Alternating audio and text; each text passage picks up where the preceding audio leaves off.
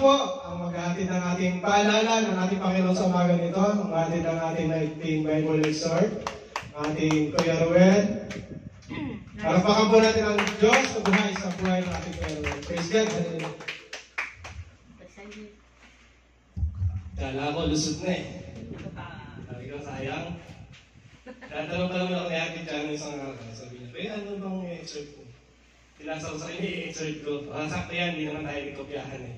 Pero magtutugma din na tayo pagdating sa huli. So, puli ko Panginoon, no? Talagang umabot pa talaga ako ng Friday. Kasi kala ko makakauwi na ako eh. Hindi pa pala, ayaw pa, no? So, parang sabi mo, hindi na ito maaabuti ng Friday. Naganda tuloy ako kasi kailangan eh. So, salamat sa Panginoon, no? Tayo gagamitin niya ulit. So, ang aking pag-exert po sa umagang ito ay makita po natin sa 1 Peter 5:6-7. Sabi po dito, kaya nga pasakop kayo sa kapangyarihan ng Diyos at takilain niya kayo pagdating ng tamang panahon. Ipagkatiwala ninyo sa Kanya ang inyong mga alalahanin sa buhay sapagkat siya ay nagmamalasakit sa inyo. Amen. Amen. Parang kulang yun, Jaya. Okay, so meron po sa'yo dito sa isa.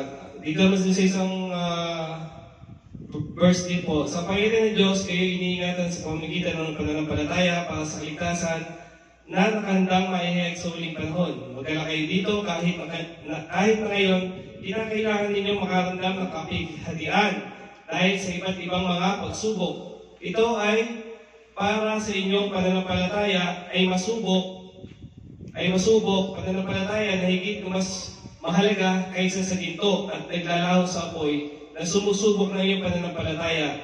Nangyayari ito upang inyong pananampalataya ay matagpuang nagbubunga ng papuri, kaluwalhatian at karangalan sa kapahayagan ng ating Panginoong Jesucristo. Amen. So, samahan niyo muna po sa maiksi panalangin. Lord, thank you, Father God, sa privilege, Panginoon, na ako naman po inyong gagamitin sa umagang ito.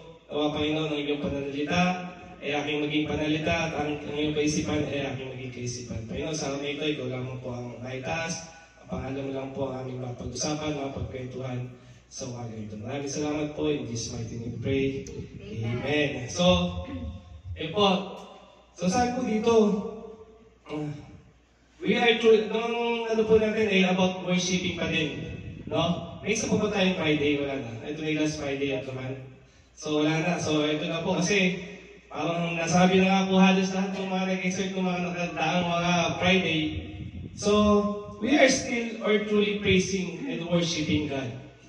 Totoo ba na tayo ba talaga ay nagpupuri at nagsasamba sa ating Panginoon within our pure heart? Masasabi ba natin na talaga na tayo ay totoo na i-worship natin ang ating Panginoon? So, syempre, kung tatanungin ko po kayo, truly po ba na i-worship natin at pinipraise natin ang Panginoon? Amen. Amen. Totoo po yun. Lahat naman po tayo ay bilang isang Kristiyano, bilang isang nanampalataya at nagkasunod ng ating Panginoon, we truly praise and worship na naka-incline po o diretso sa ating puso. Hindi just only our lips, hindi lang dahil sa mga kasama natin dito ay nag-worship tayo sa Panginoon. Hindi dahil nakikihalubilo lang tayo or masaya yung ginagawa nila, dahil nag-worship tayo sa Panginoon. Nag-worship tayo sa Panginoon dahil ang ating Panginoon ay napakabuti sa atin. Amen po? Sabi niya po dito, napakabuti ng Panginoon Diyos at ang pagmamahal niya sa atin ay walang hanggan. Kaya ang salita ng Diyos sa John 3:16, sabi po doon, sapagkat kayo na lamang ang pag-ibig ng Diyos sa sanlibutan. Ay binigay niya yung kaisa-isang bugtong ng anak. At upang sino mang sumampalataya sa Kanya ay di mapahamak, pagkas magkaroon ng buhay na walang hanggan. So, napakabuti ng Panginoon sa ating buhay, no? Yung buhay po na yun is already enough para po tubusin tayo sa ating kasalanan. Amen po? Sinilang po tayo dito upang purihin, dakilain ang ating Panginoon. Ito po yung, dito po sa ating bahay pa naman, ito po yung sa parang training ground po natin. Ito po isang preparation ng ating Panginoon na dito pa lang sa lupa, tinitry na tayo kung paano tayo susunod sa ating Panginoon, kung paano tayo mag-worship sa Kanya, kung paano tayo lalakad sa kadakilaan ng Panginoon. Amen po? Para pagdating ng time na tayo po ay aalis dito sa mundo at kukuhanin po tayo ng ating Panginoon, hindi na po natin kailangan mag-training doon kasi dito pa lang po sa baba. Inaral na po na tayo ng Panginoon. Tinuruan na niya po tayo kung paano lalakad sa ating Panginoon Diyos na buhay. Amen. Amen po? Pero may question. May question po eh. Can we still praise and worship God even we are in the midst of trouble? Amen. In our midst of family problem, financial problem, in the midst of poor health, kaya pa ba natin mag-worship sa Panginoon? Sa lahat po ng mga pagsubok na yun, kung darating po sa ating buhay, na mga pinagdadaanan natin, dapat panindigan pa rin po natin na tayo ay mag-worship at mag-praise sa ating Panginoon. Bakit po? Look, anong nangyari guys? Kung sino, alam niyo po, ilalagay niyo naman po si Hope. Sa buhay po ni Hope, di ba? Nakita niyo po yung buhay ni Hope. Si Hope ay ang ganda ng buhay niya. Kumbaga sa level ng buhay niya, medyo nakakaangat siya. Hindi siya nahihirapan sa lahat ng mga bagay. Pero sa isang higap, sa isang pitik lang, nawala lahat ng kanyang ari-arian, hanap buhay, nawalan siya ng mga anak. What if sa atin mangyari yun? Tapos yung isang asawa niya, yung asawa pala niya, imbis na susuportahan pa siya, Napasuko. Kumbaga, inano pa niya yung Panginoon, na para lumayo si Hope sa Panginoon, nasasambahin mo ba ang Panginoon mo yan? Diba? Sa sitwasyon na gano'n, hindi tinignan ni Hope yung kalagayan niya. Even na nagkaroon siya ng sakit, biluin mo, nagkaroon siya ng sakit, parang ang hirap lalo nun. Nawalan ka na nga ng lahat-lahat. Pero,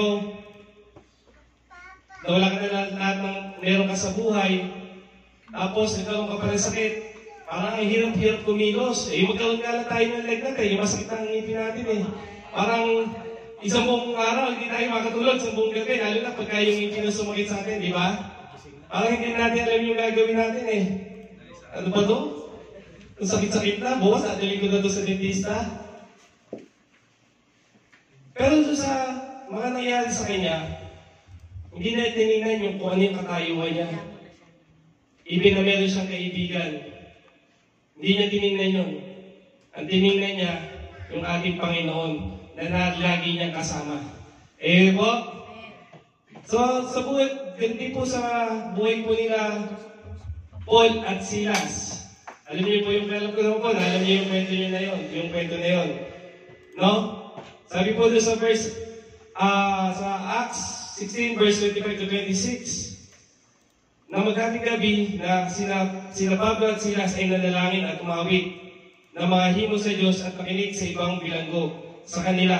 Biglang may malakas na lindol, kaya ang mga pundasyon ng bilangguan ay nayanig. At agad nagbubukas ang lahat ng mga pintuan at nakalas ang kadena ng bawat isa. Ito po kasi si Silas at si Paul. Sila po ay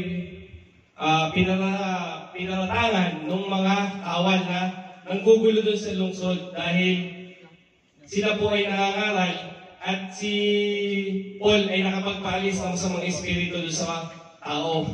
So sabi, inihirap sila doon sa hukom. Sabi sa kanila, itong mga taong ito ay nanggugulo dito sa ating lungsod. Inihirap sila sa hukom at ang ginawa ng hukom ay pinakulong sila at ikinadena. So doon sa buhay ni Paul at ni Silas, ganun din po ang naging sitwasyon nila. Hindi nila tinignan, ano ba yung gagawin ko, paano ko tatakas dito. Kasi nakakadena ng kahoy yung pa nila Hindi nila alam kung ano yung gagawin nilang paraan, kung ano yung mangyayari sa kanila. Pero ang ginawa nila, nanalangin sila at umawit sa Panginoon at bigla yung pundasyon. Biruin nyo, walang imposible sa Panginoon Amen. Kasi biruin mo nanalangin sila at kumanta. Maya-maya, nag-iba na yung magkabilang mga pundasyon ng pinagkukulungan nila. Pati yung ultimo yung lock, umalas. So nothing impossible with God. Kaya nga sabi, if God with us, who will be against us? Amen po? So ganun kabuti ang Panginoon. Talagang ang bawat panalangin, ang bawat papuri sa kanyang pagsamba, lahat pwedeng magbago. Pwedeng dumating agad-agad. Yun ay kung meron tayong malalim na relasyon sa Panginoon. Tulad ni Hope at ni Paul at ni Silas. Sabi ko nga, ako nung experience ko din, ito, 2 months before, nag-apply na ako ng resignation letter ko sa trabaho. Para paghahanda, prepare, kasi nandun sa kontrata nakasulat. Weekly, lagi ko siyang ina-update.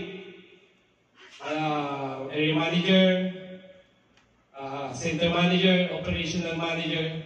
Nag-email din ako sa kanila.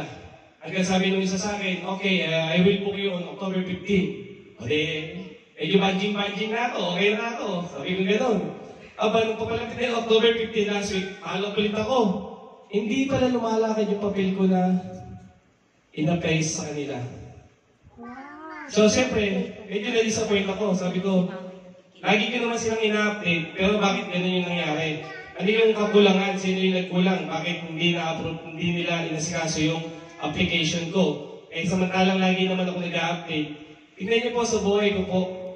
Kung ako po ay hindi pa nakakakilala sa Panginoon, baka kung ano yung mga sinabi ko sa kanila na walang kabuluhan.